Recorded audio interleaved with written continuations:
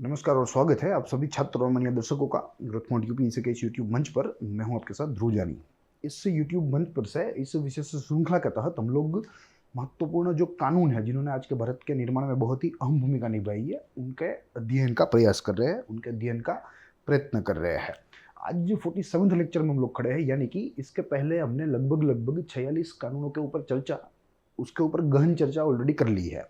आज इस उपाख्यान के तहत हम लोग एक और कानून को देखेंगे और इस कानून का हम विश्लेषण करेंगे। मगर उससे पहले मैं आपको अनुरोध करना चाहता हूं कि अगर यह चीज़ों को आपको पढ़ना है तो आप growthmounteducation.com वेबसाइट आज ही विजिट कीजिए।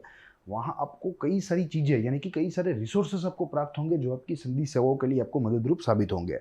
साथ ही यह सारी माहितियाँ, यह सारा रिसर्च कंटेंट वहाँ ब्लॉग के फॉर्म के जो है ब्लॉग के रूप में है या उसके फॉर्म में है। आप वहाँ से भी आपकी पढ़ाई जो है वो कर सकते हैं। तो आप आज ही growthmounteducation.com विजिट कीजिए। अब अगर मूल चर्चा की बात करें तो यहाँ आज इस विशेष श्रृंखला के तहत इस उपाख्यान में हमें एक और महत्वपूर्ण कानून देखना है। Mahatma Gandhi national rural employment guarantee act जिसे कहते हैं, या संक्षिप्त में उसे मनरेगा का नाम दिया गया है।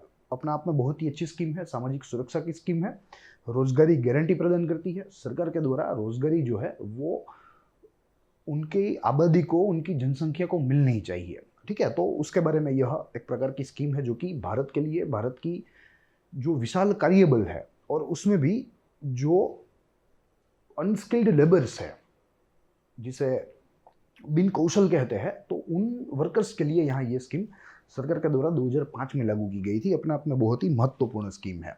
साथ ही अगर इस श्रृंखला की बात करें तो यह श्रृंखला एक महत्वपूर्ण आधारभूत बुक के ऊपर जो है आधारित है, जो कि अपने आप में यहाँ आपको दृश्यमान है। Important acts that transformed India.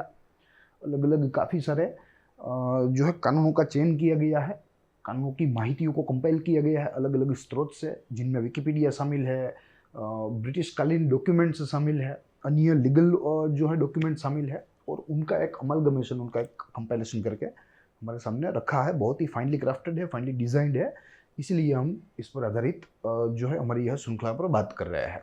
अब अगर इस कानून को देखें तो सेम मोडस ऑपरेंडी से हमें इनको पढ़ना है।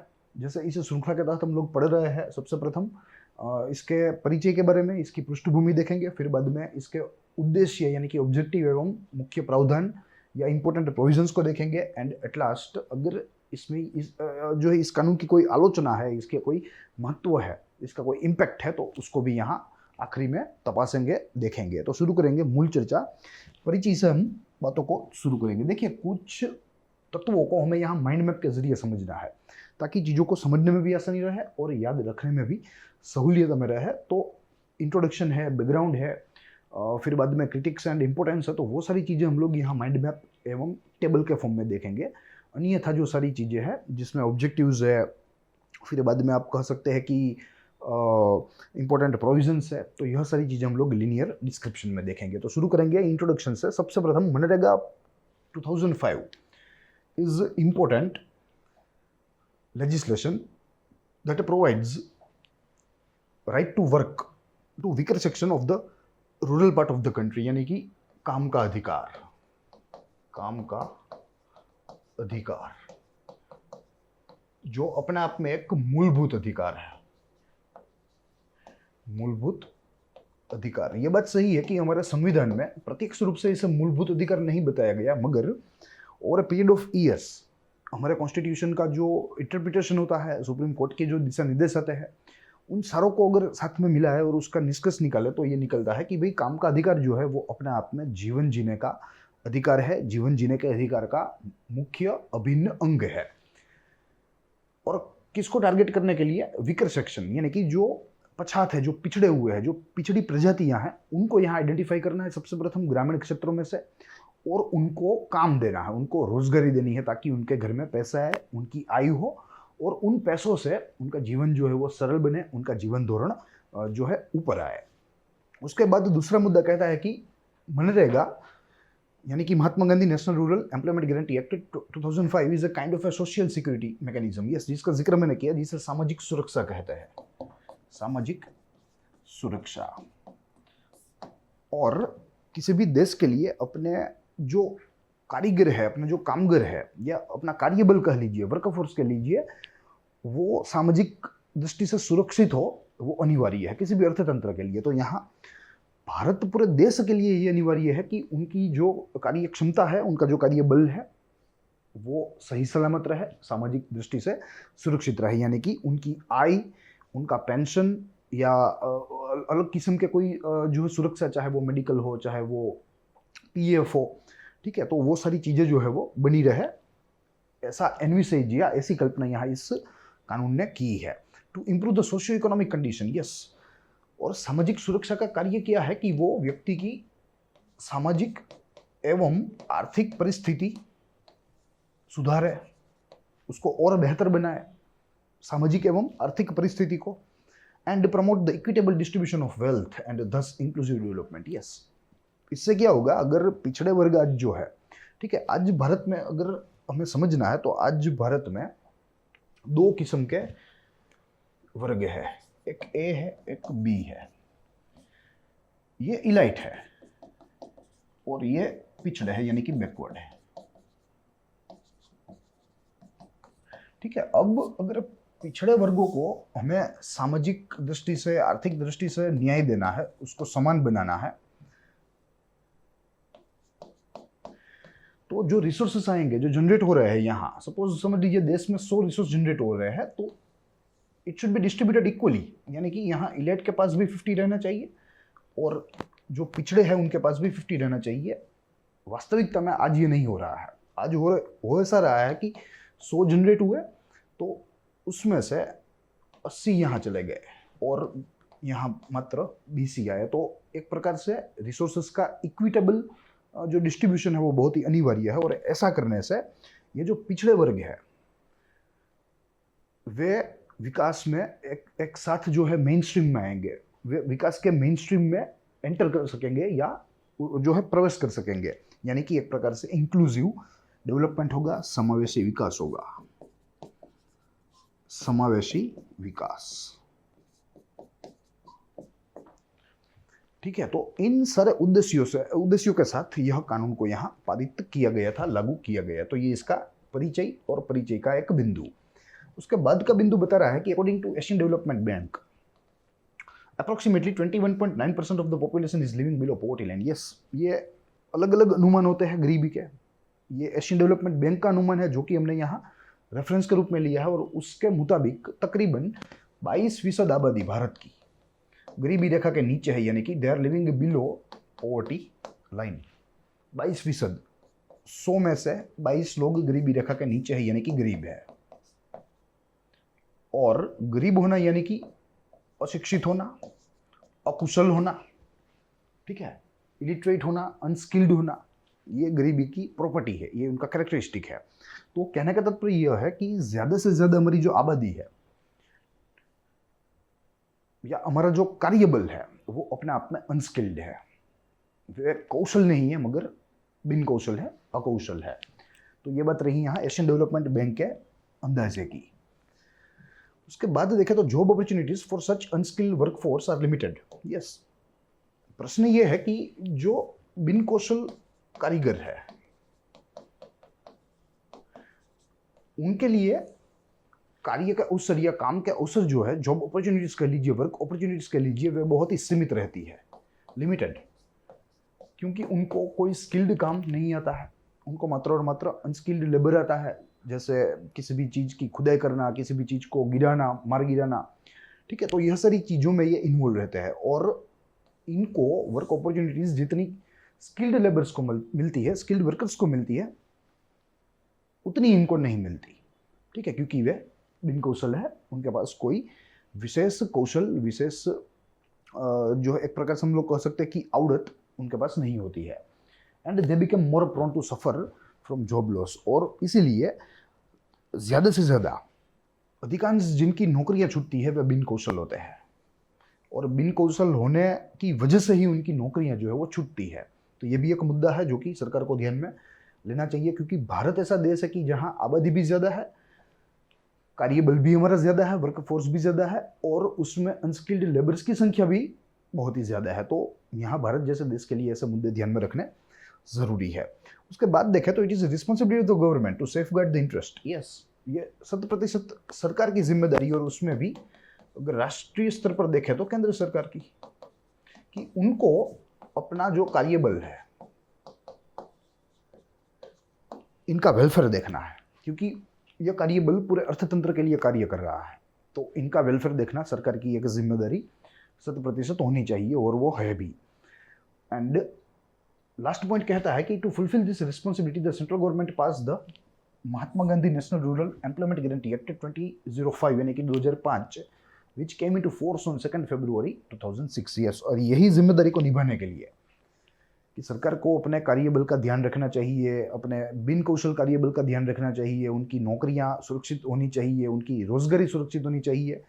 इन सारी जिम्मेदारियों को पूरा करने के लिए यहाँ सरकार ने 2005 में यह कानून पारित किया था, जो कि 2006 की 2 फरवरी के दिन लागू हुआ। तो ये बात रही यहाँ परिचय की।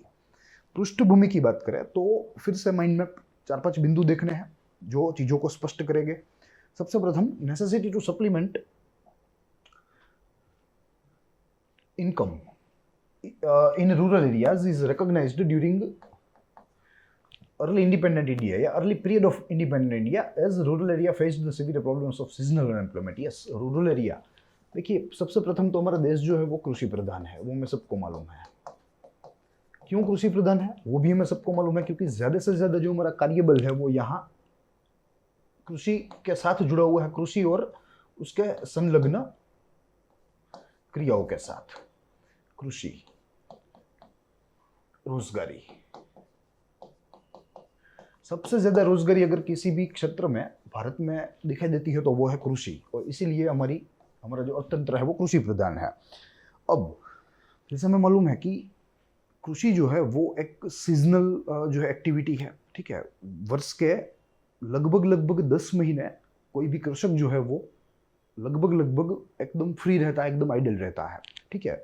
पूरे 12 महीने होते हैं एक वर्ष में, 12 मंथ्स, और उसमें से भी तकरीबन 10 मंथ्स, या आप कह लीजिए 10 तो नहीं मगर 8 मंथ जो कृषक होते हैं वे लगभग फ्री बैठते हैं, उनके पास कोई काम नहीं होता, क्योंकि यहाँ भारत में इरिगेशन की कोई ऐसी बढ़िया व्यवस्था नहीं है।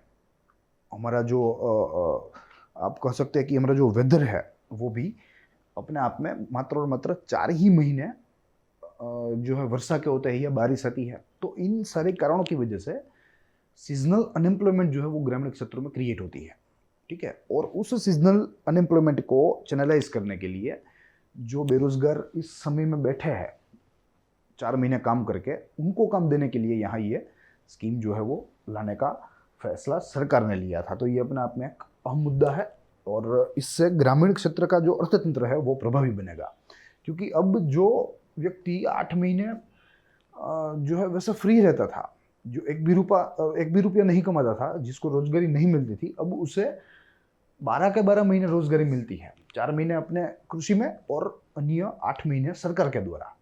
तो इससे 100% रूरल जो इकोनॉमी है, ग्रामीण अर्थतंत्र, वो वाइब्रेंट होगा और वो समृद्ध भी होगा। दूसरा बिंदु कहता है कि 10 various wage employment programmes were started as pilot project. Yes, क्योंकि जैसे जैसे स्वाधीनता के पश्चात हम लोग जो है अपना जो पूरा प्रबंधन अकेले करने लगे, किसी भी प्रकार के ब्रिटिश प्रभाव से मुक्त, तो उस समय हमारे जो नीति निर्माणकार थे उनको लगने लगा कि भाई जो ग्रामीण क्षेत्र है वहाँ एक आय के पूरक के रूप में किसी भी चीज़ को उत्पन्न करना जरूरी है, ठीक है। यानी कि supplement income, main income agriculture है मगर एक सप्लीमेंट इनकम भी जो है इनिशिएट करनी ही होगी, ऐसा सरकार को लगने लगा था। और इसीलिए यहाँ सरकार कुछ महत्वपूर्ण ऐसी योजना या ऐसे स्कीम्स के साथ आई है, जिनमें सबसे प्रथम था रूरल मैन पावर, ठीक है। सबसे प्रथम एम्प्लॉयमेंट की जो स्कीम हो तो वो थी rural man power, and it was in 1961। फिर उसके बाद crash scheme for rural employment, जिसे CSRE कहता है संक्षिप्त में, 1971-72। फिर pilot intensive rural employment programme PIREP, जो कि 1972 में शुरू हुआ था। फिर marginal farmers and agricultural labour scheme, ठीक है। तो ये सारे एम्प्लॉयमेंट जनरेशन स्कीम थे, एम्प्लॉयमेंट जनरेशन, और कहाँ थे? ग्रामीण क्षेत्रों में थे, यानी कि रूरल एरियाज में। क्योंकि वहाँ सप्लीमेंट इनकम शुरू करना अनिवार्य था। उसके पश्चात this pilot projects were translated into a national level scheme food for work programme. Yes, भोजन के लिए काम, ठीक है, ऐसी एक योजना सरकार के द्वारा 1977 में शुरू की गई थी, जिनमें सरकार ने यह सारी स्कीमों को यहाँ सम्मिलित कर दिया, इसके साथ संलग्न कर दिया। ठीक है, फूड फॉर वर्क प्रोग्राम महत्वपूर्ण स्कीम थी, 1977 में इनिशिएट की गई थी, जिसके तहत कामगारों को काम करने के जो है सामने उनको खुराक मिलता था या उतने नकद पैसे मिलते थे जिससे खाना वे ला सके। During 1980s this programme was rationalised into national rural employment programme and rural landless employment guarantee programme. ठीक है, तो ये धीरे धीरे देखिए अब किस प्रकार से आज की जो Mahatma Gandhi national rural employment guarantee act है उसने किस प्रकार से आज का स्वरूप लिया। सबसे प्रथम अलग अलग बिखरी स्कीम्स थी पायलट प्रोजेक्ट के नाम पर, कहीं एक प्रदेश में चालू हो, कहीं दूसरे प्रदेश में चालू हो, जो है अलग अलग राज्यों में जो है वो शुरू होती है। फिर धीरे धीरे उनको सम्मिलित करके एक बना दिया गया फूड फॉर वर्क प्रोग्राम 1977 में। उसके पश्चात 1980s में यह सारी स्कीमों को फिर से उसका स्वभाव बदला। सारी स्कीम यानी कि अब तो एक ही थी मगर उसके अंदर अलग अलग स्कीम थी, तो वो एक स्कीम का स्वभाव बदला फूड फॉर वर्क प्रोग्राम का, और उसको यहाँ इसके साथ सम्मिलित कर दिया गया rural employment programme and rural landless employment guarantee programme. ठीक है, तो ये दो महत्वपूर्ण स्कीम्स अब हमारे सामने हैं। फिर उसके बाद जवाहर रोजगार योजना 1993-94 वाज फ्यूज्ड इन जवाहर ग्राम समृद्धि योजना। यस, ये दो जवाहर रोजगार योजना एंड जवाहर ग्राम समृद्धि योजना, ठीक है, इन दोनों को अब मिला दिया गया, क्योंकि जो जवाहर ग्राम समृद्धि योजना है वो रूरल इंफ्रास्ट्रक्चर के लिए थी। रूरल इंफ्रास्ट्रक्चर यानी कि ग्रामीण संरचना। ठीक है, तो अब क्या होगा कि ये रोजगारी के लिए है, ये इंफ्रास्ट्रक्चर डेवलपमेंट के लिए, दोनों को मिला दिया गया। अब इंफ्रास्ट्रक्चर जहां डेवलप होगा वहां रोजगारी प्राप्त होगी। आज अगर देखें Mahatma Gandhi national rural employment guarantee act का स्वरूप या मनरेगा का स्वरूप, तो आप उसमें पाएंगे कि आज एक बाजू एसेट क्रिएशन हो रहा है, ड्यूरेबल एसेट्स क्रिएट हो रहे हैं जो कि 10 बरस, 15 बरस, 20 बरस टिकेंगे, जैसे डैम हो, ब्रिज हो, सड़कें हो।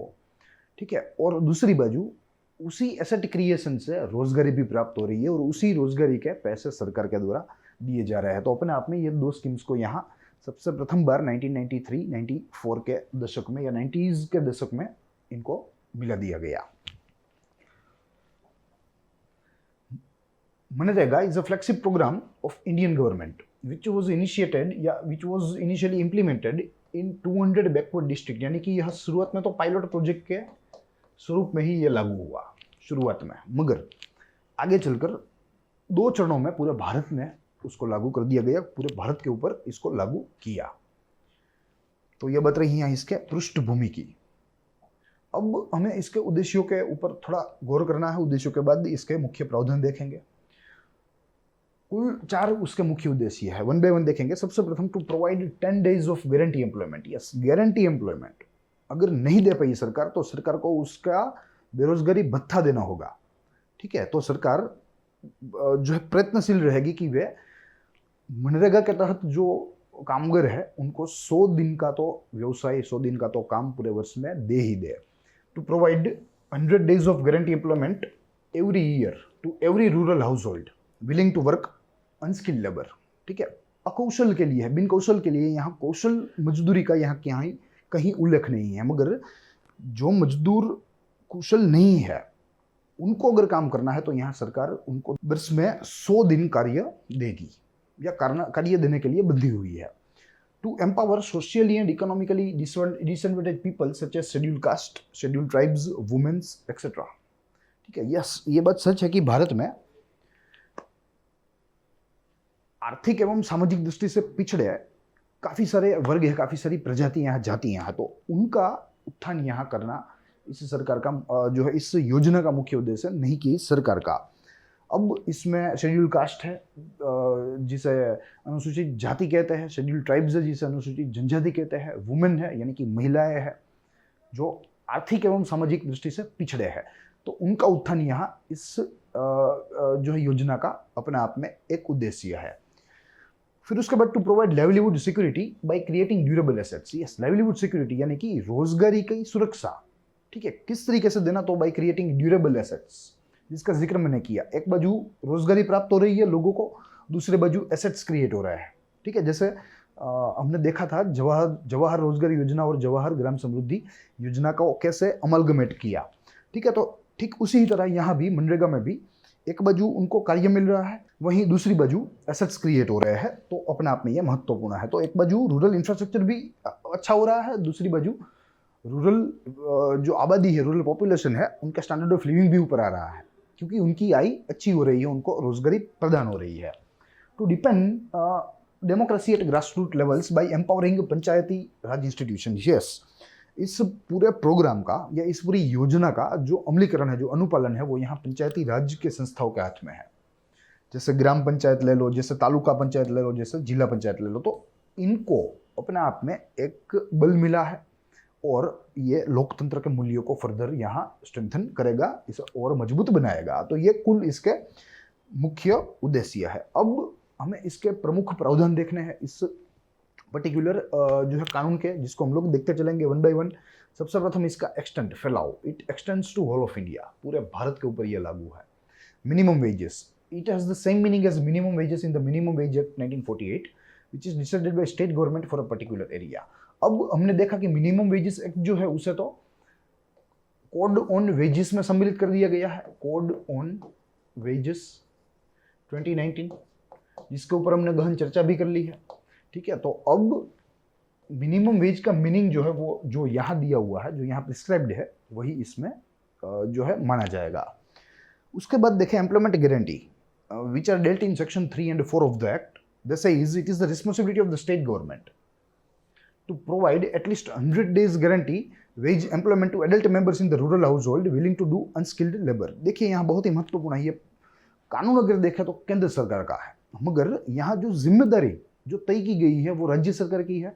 बेरोजगारी जो है कम करने के लिए, रोजगारी को बढ़ाने के लिए यहाँ राज्य सरकार के ऊपर पूरा का पूरा जो दारोमदार है वो रखा गया है। देखिए यहाँ कहा गया है, स्पष्ट रूप से कहा गया, it is responsibility of the state government to provide at least 100 days of labor to every rural household, those who are willing to work unskilled labor।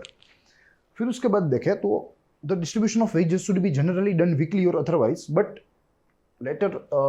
not later than 15 days। yes, हमने code wages में देखा था कि वहाँ नियोक्ता के लिए ज़्यादा से ज़्यादा अधिकतम जो अवधि थी वो 1 महीना थी, कि 1 महीना तक वो किसी भी लेबर का जो रेम्यूनरेशन है, जो उसकी मजदूरी है, वो होल्ड कर सकता है, मगर 1 महीने के पश्चात तो उसे वो देनी ही पड़ेगी। वैसे यहाँ 15 दिन, ठीक है, क्योंकि ये बहुत ही छोटे लोग होते हैं, बहुत ही पिछड़े लोग होते हैं, रोज काम करके, रोज कमा के, रोज खाते हैं, ठीक है।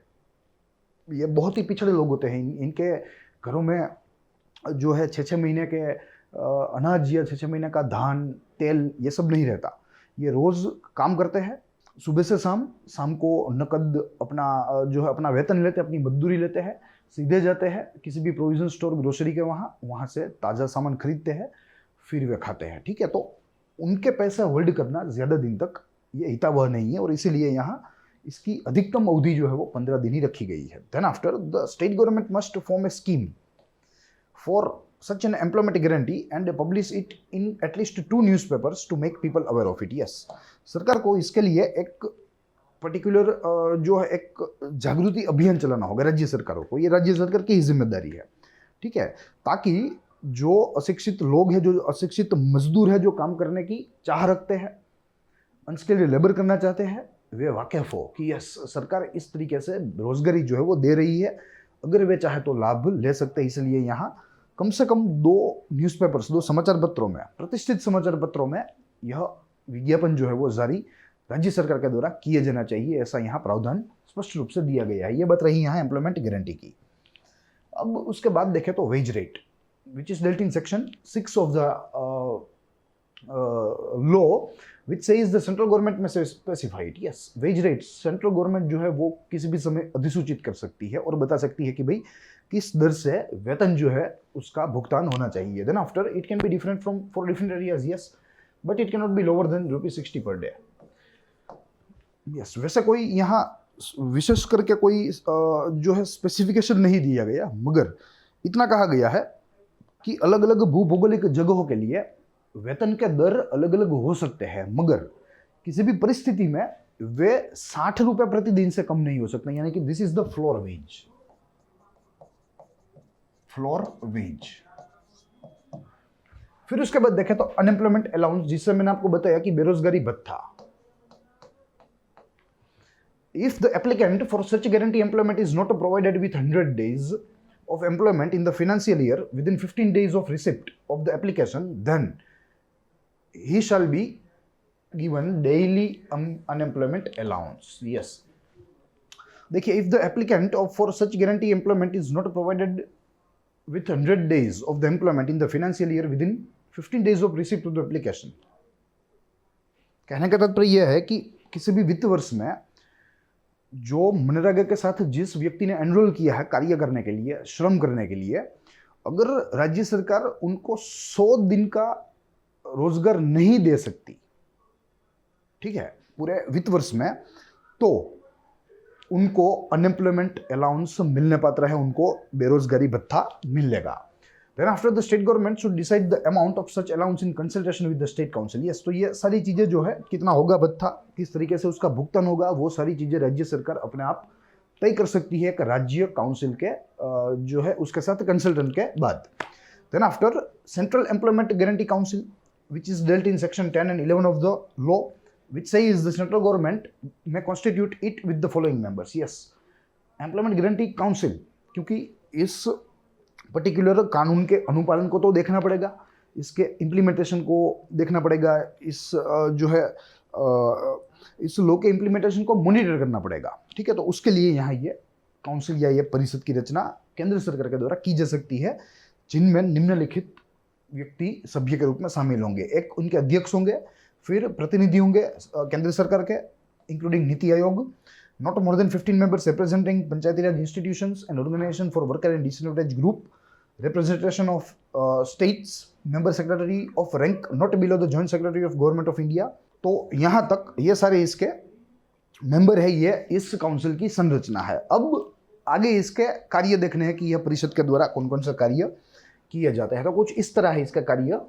सबसे प्रथम establish central evolution and monitoring system, कि यह स्कीम या ये जो लॉ है या कानून है, अधिनियम कह लीजिए, इसका अनुपालन किस तरीके से हो रहा है, असरकारक रूप से हो रहा है या नहीं हो रहा है. दूसरे में टू एडवाइस सेंट्रल गवर्नमेंट, केंद्र सरकार को सलाह देना जहां कहीं भी जरूरत हो वहां.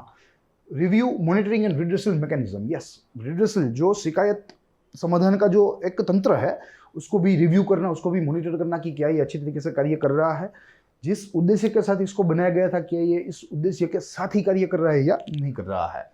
Then after to promote a dissemination of information about the scheme, yes, एक प्रकार से जागृति क्रिएट करना. जैसे हमने देखा कि राज्य सरकार को कम से कम 2 समाचार पत्रों में तो यह विज्ञापन देना ही चाहिए, ताकि ज़्यादा से ज़्यादा जो बिन कौशल कार्य मतलब जो कार्यकर है या कार्यकर तो नहीं कर सकते, मगर जो मजदूर है, ठीक है, उनको एक प्रकार से यह चीज़ों से वाकिफ करवाया जाए. तो एक जागृति का कार्यक्रम भी यहाँ इस काउंसिल के द्वारा किया जाएगा. Prepare annual reports to be laid before the House of Parliament. Yes, scheme में क्या क्या डेवलपमेंट हुआ, किस तरीके से, किस गति से स्कीम जा रही है, कितना पेनेट्रेशन इस स्कीम के द्वारा हो रहा है, वो सारी चीजें तैयार करना भी इस काउंसिल का भाग है, जो कि at the end of the year संसद में जो है रखी जाएगी. संसद के माध्यम से पूरे देश को जानकारी मिलेगी कि आज मनरेगा जो है वो कितनी इफेक्टिव है, क्या हाल है, किस दिशा में है, किस गति में है. फिर उसके बाद वैसे ही स्टेट एम्प्लॉयमेंट गारंटी काउंसिल का भी गठन यहाँ इस कानून ने जो है, इस कानून की परिकल्पना है, कानून ने कल्पना की है. सेक्शन 12 के तहत the state government shall constitute it with a chairperson and a number of members decided by the state government. The duties of such council about the state are similar to that of the central council about the centre. Yes, ठीक है. तो यहाँ function में कहा गया है कि जो यहाँ सेंट्रल गवर्नमेंट का काउंसिल का फंक्शन है, वही फंक्शन यहाँ स्टेट गवर्नमेंट का काउंसिल का भी रहेगा। Then after planning and implementation of the scheme the panchayat are the principal authorities, yes panchayat, ठीक है। और इसलिए यहाँ ऑब्जेक्टिव में कहा गया कि लोकतंत्र के मूल्यों को यहाँ बहुत ही जो है एक प्रकार से मजबूती प्रदान की जा रही है, क्योंकि यहाँ पंचायती राज इंस्टीट्यूशन को रिकॉग्नाइज किया, उनके ऊपर जिम्मेदारी रखी, उनको पावर्स भी दिए कि यह पूरे स्कीम का अनुपालन अनुकरण आप देखिए। For planning and implementation at district intermediate and village levels, district हमें मालूम है जिला पंचायत, इंटरमीडिएट यानी कि ब्लॉक या तालुका कह लीजिए, और विलेज लेवल तो ग्रामीण स्तर है ही है। Then after DPO district programme coordinator which is dealt in section 14 of the law.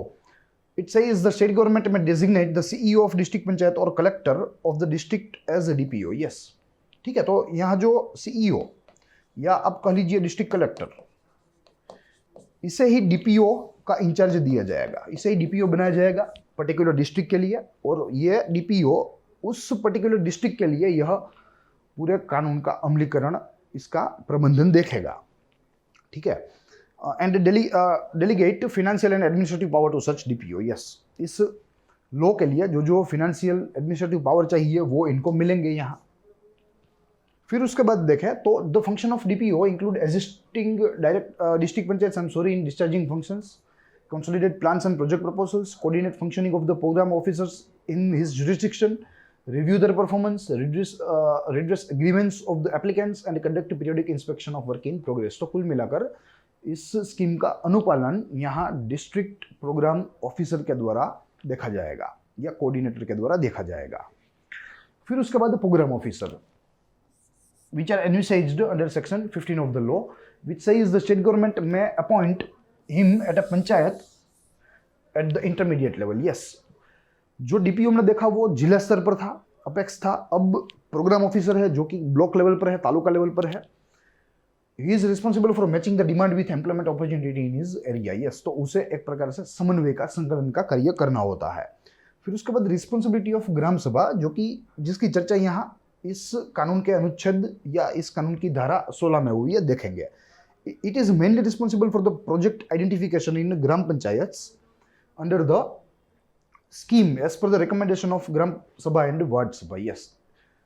Project identification इन ग्राम पंचायत, ठीक है। जो जो अनुशंसा प्राप्त होती है ग्राम सभा के द्वारा या यहाँ वार्ड सभा है, ठीक है, उनके द्वारा जो अनुशंसा प्राप्त होती है उसके ऊपर काम करना इस योजना के तहत मुख्य कार्य ग्राम सभा का यही है, ग्राम पंचायत का यही है, I am sorry. Then after it can also take up any project within the gram panchayat area as sanctioned by the PO, yes. अगर प्रोग्राम ऑफिसर बता दे कि भाई यस नो प्रॉब्लम, तो यहाँ ग्राम सभा जो है या ग्राम पंचायत जो है वो कोई भी कार्य अपने तहत ले सकती है, अपने अधिकार क्षेत्र में ले सकती है।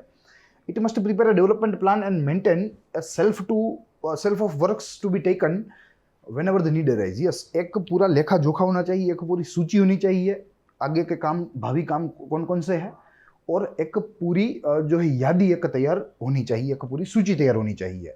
वो भी काम यहाँ ग्राम पंचायत का ही है। The PO must allot at least 50% in terms of cost works to be implemented through the gram panchayat, yes। तो ये PO जो है वो सपोज एक गांव के लिए 100 रुपए का कार्य करने हैं पूरे वर्ष में, तो इसमें से 50 रुपीज जो है वो PO ग्राम पंचायत को दे देगा, ठीक है, और बोलेगा कि आप ये पैसे अपने रूप से खर्च कीजिए इसी स्कीम के तहत गांव के विकास में, ठीक है। तो इस तरीके से कुछ प्रावधान यहाँ रखे गए हैं। संक्षिप्त में PO जो है वो एक बिचौलिया है DPO और ग्राम पंचायत के बीच का। फिर उसके बाद देखें तो PO must supply muster rolls and a list of employment opportunity to Gram Panchayat, yes. Social audit by Gram Panchayat या Gram Sabha, the Gram Sabha is the responsibility to monitor works within the gram Panchayat and conduct a social audit of such works, yes. तो ये एक प्रकार से निगरानी रखेंगे ग्राम पंचायत के ऊपर, ग्राम सभा, कि किस तरीके से कार्य का आवंटन हुआ, किस तरीके से कार्य किए जा रहे हैं। फिर national employment guarantee fund and state employment guarantee fund, the appropriate government shall establish the fund, yes. Central government central employment guarantee fund को एस्टैब्लिश करेगा, स्टेट गवर्नमेंट अपने स्टेट के लिए। The national fund is utilised and administered by the central government and the state fund by the state government, ये बहुत ही obvious बात है। Funding की बात करें तो central government 100% of wages for unskilled worker, 75% of the material cost of the scheme including payment of wages to skilled and semi skilled workers, yes. जो unskilled labours है उनका जो है उनके वेतन का भुगतान 100% केंद्र सरकार करेगी। मगर अन्य चीज है, जैसे अगर डैम बनाया है तो डैम में काफ़ी सारी चीज़ें लगती है। डैम में सीमेंट लगते हैं, लोह लगता है, स्किल्ड लेबर लगता है, सेमी स्किल्ड लेबर लगता है। तो उस लागत का 75%, ठीक है, आपको समझना है, अनस्किल्ड लेबर का जितना भुगतान हुआ एक प्रोजेक्ट में वो पूरा का पूरा केंद्र सरकार करेगी। मगर ऑन द अदर साइड जो मटेरियल आया, जो स्किल्ड लेबर आया, जो सेमी स्किल्ड लेबर आया, उनका भुगतान केंद्र सरकार की तरफ से 75% होगा, बाकी का स्टेट गवर्नमेंट की तरफ से होगा 25%। On the other hand, state government 25% of the material including payment of wages of skilled and semi-skilled workers, 100% of the unemployment allowance by the state government. Yes. मगर अगर राज्य सरकार काम देने में असमर्थ साबित हुई, 100 दिन जिसकी गारंटी इस कानून देता है, तो जो गुजारा भत्ता, जो बेरोजगारी भत्ता है, सॉरी गुजारा भत्ता तो नहीं कह सकता, मगर जो बेरोजगारी भत्ता जो देना होगा वो 100% राज्य सरकार को ही देना होगा। इसमें केंद्र का कोई योगदान नहीं रहेगा। ठीक है, तो ये कुछ फंडिंग की माहिती थी। अब अगर शेड्यूल्स की बात करें तो इस कानून में 2 शेड्यूल है। शेड्यूल 1 में कुछ फीचर्स की बात की गई है एम्प्लॉयमेंट गारंटी एक्ट के, और शेड्यूल 2 में condition for guarantee rural employment under the scheme and minimum entitlements to labourers की जो माहितियां हैं वो यहाँ रखी गई है। ठीक है, तो ये बात रही शेड्यूल की। 2 शेड्यूल है। अब यहाँ इसके प्रमुख प्रावधान खत्म होते हैं।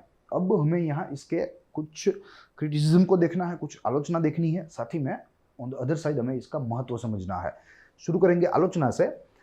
As an initiative MNREGA has been a huge success but it also suffers from many problems and lacuna. ये कहा गया है कि शुरुआत के रूप में ये बहुत ही अच्छी स्कीम है, बहुत ही सफल है, मगर यहाँ ये स्कीम जो है संपूर्ण नहीं है। इसमें काफ़ी सारी क्षतियाँ हैं और वो क्षति की पूर्ति होनी चाहिए। तो ये पहली इसकी आलोचना है।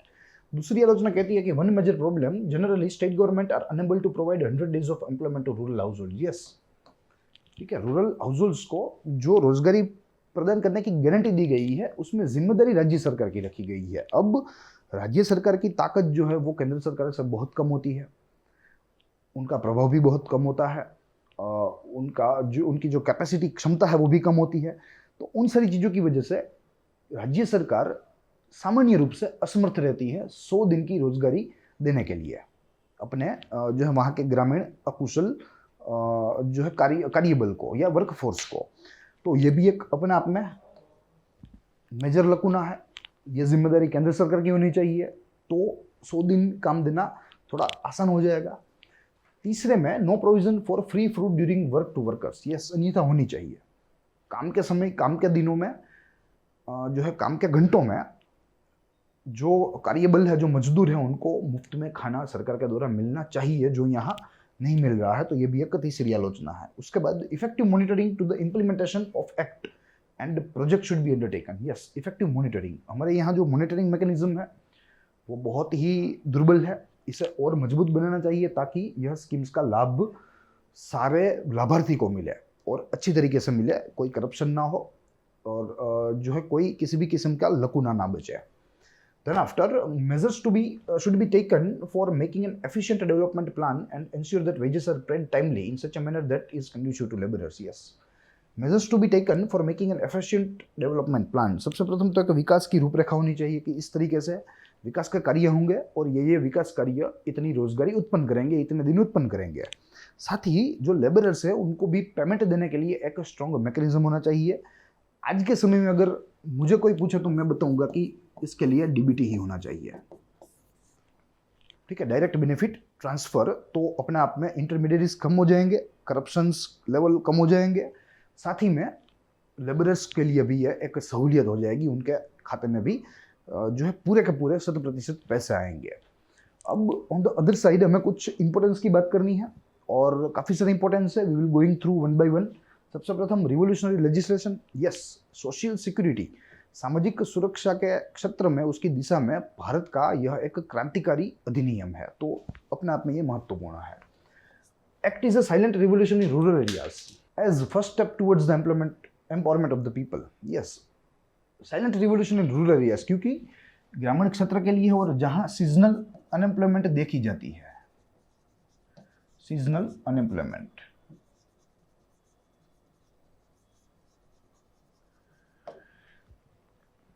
ठीक है, तो यहाँ सीजनल अनएम्प्लॉयमेंट को ये कम करेगा, उसके प्रभाव को कम करेगा, तो अपने आप में ये शांतिपूर्ण रूप से क्रांति है पूरे ग्रामीण क्षेत्र के लिए। ये भी एक इसका महत्व है। तीसरा, moreover kind of work that is warranted under the scheme leads to asset creation which revamps rural infrastructure. Yes, ये भी महत्वपूर्ण है जिसका जिक्र हमने किया कि भाई जिस तरीके का कार्य देने के बाद रोजगारी उत्पन्न करने की आज जो परंपरा है, ये परंपरा बहुत ही अच्छी है, क्योंकि यहाँ इसके द्वारा क्या होता है कि एसेट क्रिएशन होता है, और ये एसेट क्रिएशन अपने आप में रूरल इंफ्रास्ट्रक्चर को बढ़ावा देगा, तो ये महत्वपूर्ण है। फिर act is a significant tool for strengthening democracy and deepening the process of decentralisation. Yes, क्योंकि यहाँ इस कानून के अनुपालन, इस कानून की जिम्मेदारी, जवाबदेही, शक्तियाँ, वो सारी चीज़ें पंचायती राज की संस्थाओं में निहित है। तो अपने आप में ये महत्वपूर्ण है। ये सीएमओ को, मिनिस्ट्री को ताकतवर नहीं बनाता, मगर पंचायती राज इंस्टीट्यूशंस को ये ताकतवर बनाता है। फिर act is a landmark step in process of elevation of poverty and encourages socio economic development of rural population. Yes, इससे पॉवर्टी तो एलिवेट होगी ही, खत्म होगी ही, कम होगी ही, क्योंकि यहाँ रोजगारी प्रदान की जा रही है। रोजगारी मिलेगी तो आय होगी, आय मिलेगी तो जीवन धोरण उसका जो है उनका थोड़ा ऊपर आएगा, तो यहाँ गरीबी तो कम होगी ही, साथ ही में सामाजिक आर्थिक विकास में भी एक प्रकार से सरकार को मदद मिलेगी कि उनकी आबादी सामाजिक दृष्टि से एवं आर्थिक दृष्टि से एकदम विकसित हो। साथ ही act has improved the financial condition of women as the women's participation is also considerable. Yes, यहाँ इस कानून ने महिलाओं की आर्थिक स्थिति को भी अपने आप में प्रभावित किया है, क्योंकि यहाँ महिलाओं को भी रोजगार मिल रहा है, महिला भी अपने आप काम कर रही है, श्रम कर रही है, पैसा कमा रही है, और अपने पाँव के ऊपर जो है खड़ी हो रही है। सेल्फ जो है डिपेंडेंसी जिसे हम लोग कहते हैं। Then after MNREGA combined with other empower schemes such as Saubhagya, जो कि बिजली देने के लिए है ग्रामीण क्षेत्रों में, AAY यानी कि Antyodaya Anna Yojana, which has been rural household which has given rural household encouragement to lead a healthy life. Yes, सरकार के काफ़ी सारे कदमों के साथ, जिनमें एक मनरेगा है, तो इनसे जो ग्रामीण क्षेत्र की आबादी है उनको एक आशा की किरण दिख रही है कि अब हमें एक स्वस्थ जीवन, सुखी जीवन प्राप्त हो सकता है, समृद्ध जीवन भी प्राप्त हो सकता है। Then after act also led to the financial inclusion as the wages are paid via DBT।